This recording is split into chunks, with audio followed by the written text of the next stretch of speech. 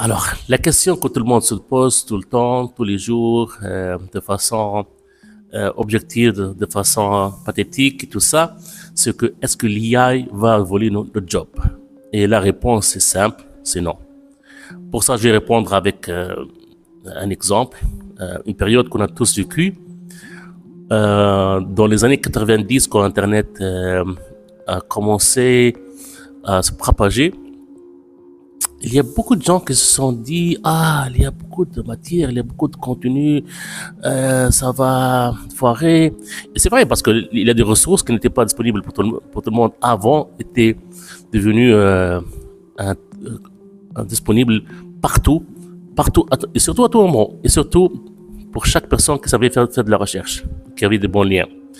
Donc, toute cette période-là, les gens n'ont pas compris où ça allait nous emmener, parce que une personne simple pouvait avoir un PDF d'un cours qui parle de ça et de ça, elle pouvait apprendre et tout ça, elle pouvait expérimenter, et du coup, ça crée un peu de, comment dire, de confusion, et ça a commencé pour les 20 prochaines années, ce qu'on soit vraiment habitué à tout ça. Et pour vous dire que c'est pas si loin de ça pour l'IA.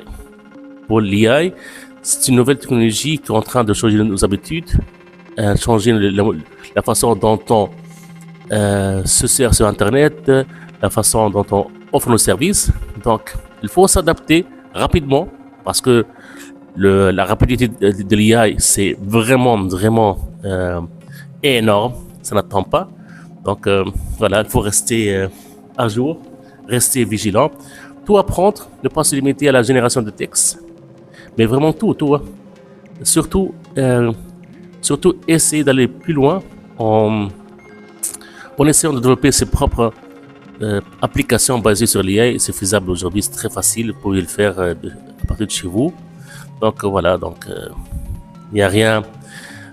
Bien sûr, c'est alarmant pour les designers, pour les rédacteurs web, pour les référenceurs web, mais il faut s'adapter, il faut trouver les moyens de comment prendre part de cette révolution-là. Allez, bonne chance pour tout le monde et bonne journée.